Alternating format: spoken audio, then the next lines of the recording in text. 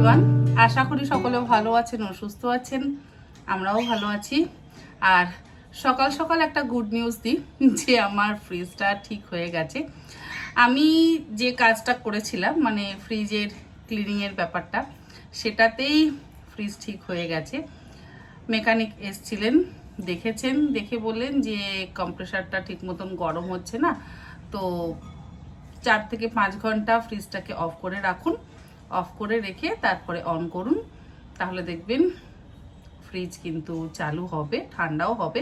আর যদি তা না হয় তাহলে বুঝবেন যে সিলিন্ডারে গ্যাস ভরতে হবে, তখন আমাদেরকে কল করবেন, আমরা এসে সিলিন্ডারে গ্যাস ভরে দেবো।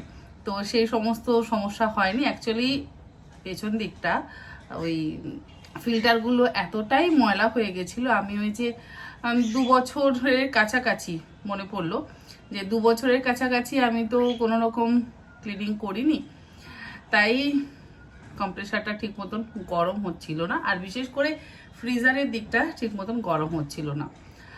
তো মাঝে মধ্যেই আমাকে ফ্রিজটাকে টেনে বের করে নিয়ে ক্লিনিং করতে হবে, মানে 6-7 মাস অন্তর অন্তর যদি ক্লিনিং করি তাহলে আর সেই সমস্যা হবে না।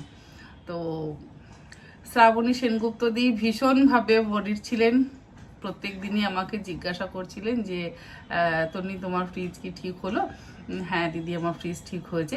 আর তুমি কালকে একটা প্রশ্ন আমাকে করেছো যে কলকাতায় তো এত ধুলো, তোমার বাড়িতে তো ধুলো দেখি না।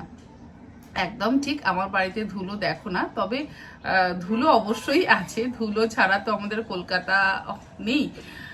বিদেশে ধুলোর পরিমাণটা একেবারেই নেই, ভীষণই কম, মানে ধুলো নেই আমার মনে হয়। তো ধুলোটা মাঝে মধ্যেই ধরতে গেলে পরিষ্কার করতে হয়, মানে সকাল বিকেল যে কতবার আমি ডাস্টিং করি তার ঠিক নেই, সেই জন্য ধুলোটা দেখতে পাও না। বিভিন্ন জায়গা আমি কাপড় নিয়ে মুছতেই থাকি। ঠিক আছে, ভালো খবরটা দিয়ে দিলাম। সত্যি ফ্রিজ না থাকলে আমাদের দৈনন্দিন জীবনে কিন্তু যথেষ্ট সমস্যা হয়। আর বিশেষ করে আমার ফ্রিজে থাকে না এরকম জিনিস মনে হয় নেই। কি ছিল ফ্রিজে আর কি ছিল না, সে আমের পাল্প আমি স্টোর করে রেখেছিলাম, কাজু কিশমিশ, বিভিন্ন রকম মশলা, আইসক্রিম, ফ্রুট জুস, তারপরে মানে আমার কুকিং চ্যানেলের জন্য তো আমাকে অনেক কিছু স্টোর করে রাখতে হয়। আর এই ফ্রিজটা হচ্ছে আমার মোটামুটি একটা মুদিখানার দোকান, সেখানে সব কিছুই পাওয়া যায়।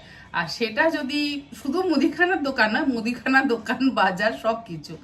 কারণ মাছও প্রচুর থাকে, মাংস থাকে, যখন যে রেসিপিটা আমার বানাতে ইচ্ছা হয় আমি ফ্রিজ থেকে বের করে ডিফ্রস্ট করে আমি রেসিপি বানিয়ে ফেলি। সবজি থাকে। ফ্রিজ যদি বন্ধ হয়ে যায় তাহলে স্বভাবতই জিনিসগুলো তো অবশ্যই নষ্ট হবে। আমি 4টে ফ্রিজে সেদিনকে আমার জিনিসপত্রগুলো শিফট করি। আমার একটা নিরামিষ ফ্রিজ আছে, সেই নিরামিষ ফ্রিজে বাটার, তারপরে ওই কিছু কিছু আইসিং যে ইয়েগুলো, হুইপ ক্রিম, তারপরে কেকের জন্য যে ক্রিম, সেগুলোকে আমি শিফট করি। তারপরে মাছ মাংস এগুলো অন্বেষার প্রিয়াঙ্কার ফ্রিজে শিফট করি। শুভ্রার ফ্রিজে যত রকম চিজ আছে সেই চিজগুলোকে রাখি। সবজিগুলো মোটামুটি যা ছিল তা খেয়ে নিয়েছি। ও যে এগুলো রেখেছিলাম আমাদের গ্রিন পিস, যেগুলো আমি প্রচুর স্টোর করি, মোটামুটি 10-12 প্যাকেট, ছোট বড় মিলিয়ে, সেগুলো আবার শুভ্রার ফ্রিজে রেখেছি। এই করে করে কিছু আমার নিরামিষ ফ্রিজে রেখেছি, এই করে করে আমি সেদিনটা চালিয়েছি। পরের দিন আমার ফ্রিজ ঠিক হয়ে, পরের দিন না, সেই দিনে ফ্রিজ ঠিক হয়েছে। ওই 4 ঘন্টা ফ্রিজ অফ ছিল, তো পরের দিন আবার গুছিয়ে গেছে, সব কিছু ঠিকঠাক করে নিয়েছি, এখন ফ্রিজ চলছে, মোটামুটি আমি নিশ্চিন্ত। আর আশা করি শ্রাবণী সেনগুপ্ত দি তুমিও নিশ্চিন্ত হলে। তাহলে ভিডিওটা আজকে এখান থেকে শুরু করছি। আজকে আবার অনেক কাজ, সকাল সকাল একটা ভিডিও শ্যুট করা হয়ে গেছে, এরপরে আবারও একটা ভিডিও শ্যুট করব। ফ্রিজ যেহেতু ছিল না, আমাদের গরমের অনেক রেসিপি আমি বানাতে পারিনি, সেগুলো বানাবো। তো সমস্ত কাজ করি, সারাটা দিন এইভাবে চলুক, আর মাঝে মধ্যে ভিডিও করে সেটা সকলের সাথে অবশ্যই শেয়ার করব।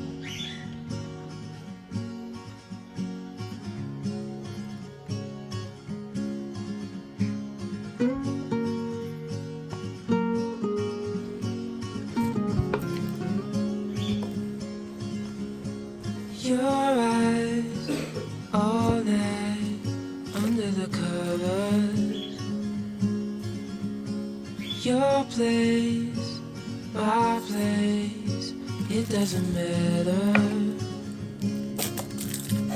No one has to know. We'll keep it on the low. Round and round we go.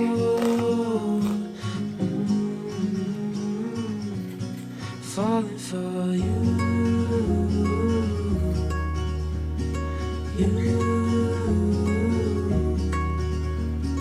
Feeling your skin, the night's getting colder. Falling, holding, it's getting better. No one has to know. We'll keep it on the low. Round and round we go.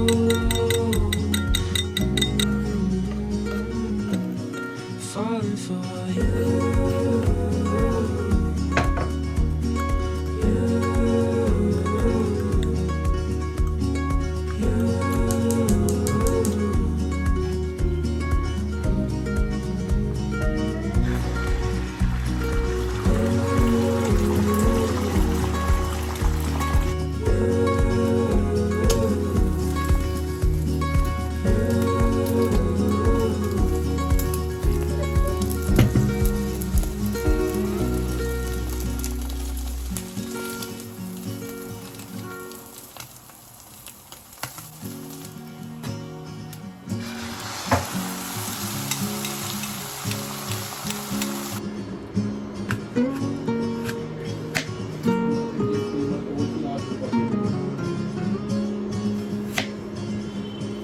Your eyes all night under the covers. Your place, my place, it doesn't matter. No one has to know. Keep it on the low. Round and round we go.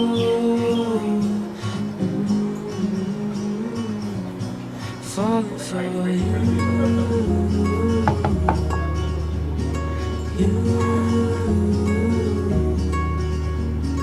Feeling your skin, the night's getting colder. Falling. সকালে আজকে আর তেমন কিছু জলখাবার খাইনি। ছেলেও বলল যে একটু ডিমের অমলেট বানিয়ে দিতে, তো ডিমের অমলেট বানিয়ে দিলাম, হাজবেন্ডের জন্য ডিমের পোচ বানিয়ে দিলাম, আর নিজের জন্য একটা ডিমের অমলেট বানিয়ে নিলাম। তার সাথে আপেল কেটে নিলাম, ব্যাস ব্রেকফাস্ট হয়ে গেল। আসলে সকাল থেকে এত কাজের প্রেশার ছিল যে আলাদা করে আর সেরকম ভাবে ব্রেকফাস্ট করার সময় কারোর হচ্ছে না। ছেলেও খুব একটা বেশি খেতে চায় না, ওর একটু ডিমের অমলেট হলেই হয়ে যায়। ব্রেড আমরা কেউ খুব একটা খাই না আজকাল। আর পাগো বাবুদেরকেও আপেল দিয়ে দিলাম। আপেল যদি তার না থাকে তো সে পারলে আমার চুলগুলো ছিঁড়ে খেয়ে নেয় এরকম। এখন বানাচ্ছি ডিমের ডালনা, একদম সহজভাবে একটু হাঁসের ডিমের ডালনা করে নিচ্ছি, পাতলা করে ঝোল করব। আর তার মাঝে আবার আমাদের সকলের কফি ব্রেক হয়ে গেল। অনেকক্ষণ পর ব্লগটা শুট করছি, কারণ কফি ব্রেকের পর আমি আবার আমার কুকিং চ্যানেলের জন্য ভিডিও শুট করলাম। পরপর অনেকগুলো কাজ যেহেতু হলো, তাই মাছ বা অন্য কিছু আজকে আর বানাচ্ছি না। ডিমটা সেদ্ধ করে নিয়ে ফটাফট একটু হাঁসের ডিমের ডালনা করে নিচ্ছি, রাত্রে আবার রান্না করব। যেদিনকে এই এক তরকারি বা দু তরকারি হয় সেদিনকে আবার রাত্রে কিছু বানাতে হয়, কারণ ছেলে সবকিছু খেতে খুব একটা পছন্দ করে না, ও একটু হেলদি খাবার দাবার খেতেই পছন্দ করে। আর এখন ডিম কারিটা বানিয়ে নিই, তারপর তাড়াতাড়ি করে খেয়ে নিই। বিকেলে আবার বেশ অনেক কাজ আছে, কাজ ছাড়া জীবন একেবারেই আমাদের কারণ নেই। আর সুমিতা আমাকে কফি মেশিন সম্পর্কে জানতে চেয়েছিলে, আমি অবশ্যই সেটা সকলের সাথেই শেয়ার করব।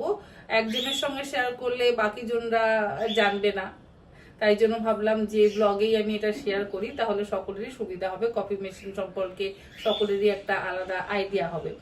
তো রান্নাটা একটু করে নিই, তারপর আমি কফি মেশিন সম্পর্কে বলছি।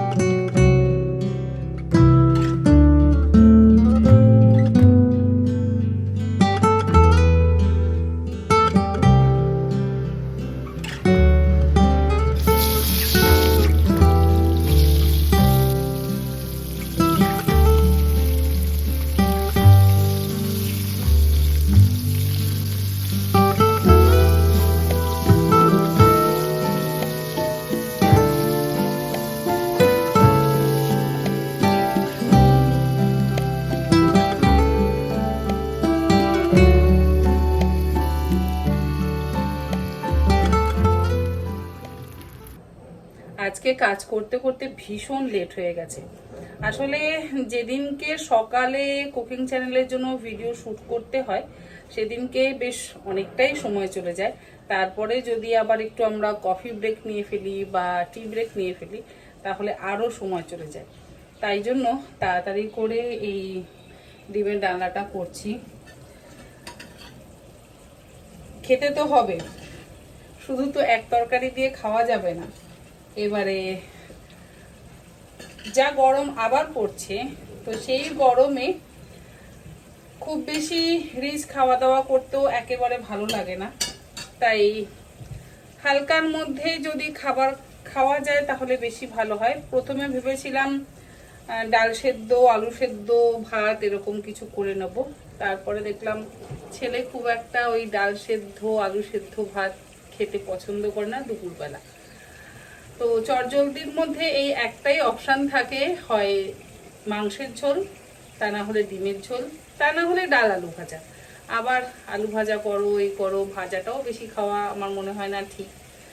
তো ঝটপট করে একটু ডিমের ডালনা করে নিলাম, খুব একটা সময় লাগবে না, যাতে হয়ে যায় খাওয়া। লাউ বানিয়েছি, ছেলে খাবে না জানি, এই সমস্ত খাবার দাবার খেতে সে পছন্দ করে না।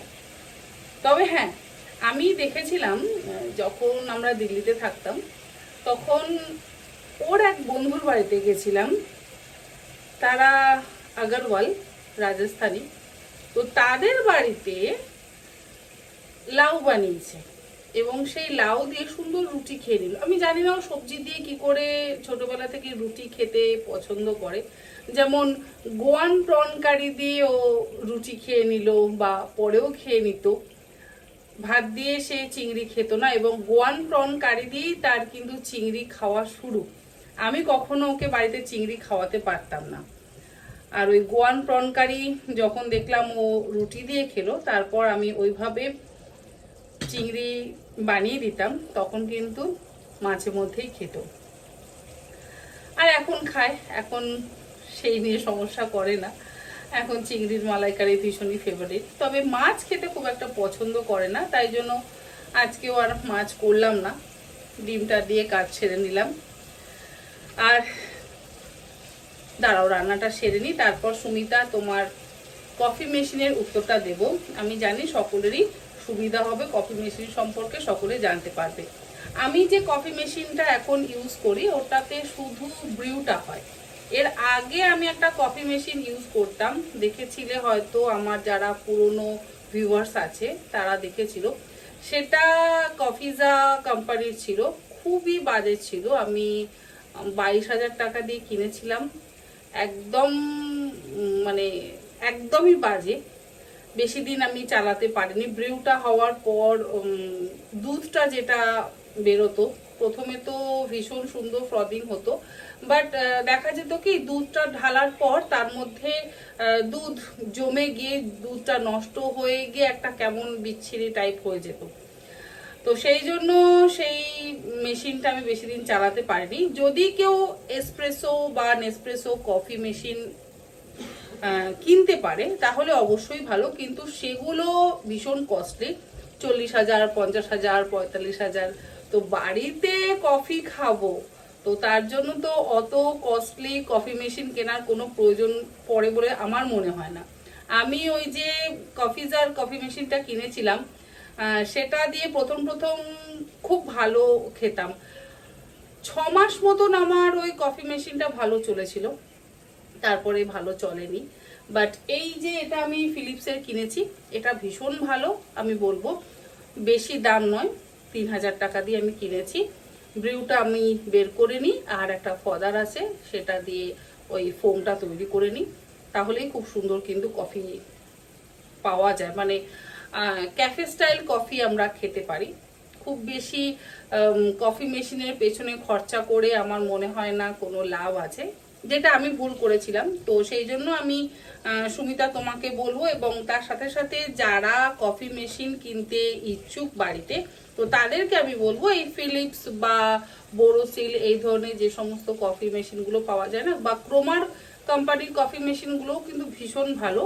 তো আর আর একটা আছে ওয়ান্ডার শেফের, সেই কফি মেশিনও আমি মনে করি ভালো অবশ্যই হবে। তো সেই রকম কফি মেশিন পারচেস করে আপনারা অবশ্যই বাড়িতে ক্যাফে স্টাইল কফি বানিয়ে এনজয় করতে পারেন। তবে বেশি দামি জিনিস না কেনাই ভালো, যদি সেই সমস্ত জিনিস খুব বেশি দিন আমরা ব্যবহার করতে না পারি। যেমন আমার ওই রোবটটা আমাকে ভীষণভাবেই ধোকা দিয়েছে। সুমিতা আমার থেকে শুনেই কিন্তু রোবট কিনলো, আর আমি জানি না আমি রোবটটাতে এতটাই ধোকা খেয়েছি যে আর রোবট ইউজ করতে ইচ্ছে করে না, বেকার পড়ে রয়েছে। জানি না ভবিষ্যতে ওটা দিয়ে আমি কি করব, ওটা আমার পয়সাটা পুরো নষ্ট হয়েছে। তো সেই জন্য বলবো, যদি কেউ কফি মেশিন কিনতে চায়, কম ইনভেস্টমেন্টে কফি মেশিন কিনবে।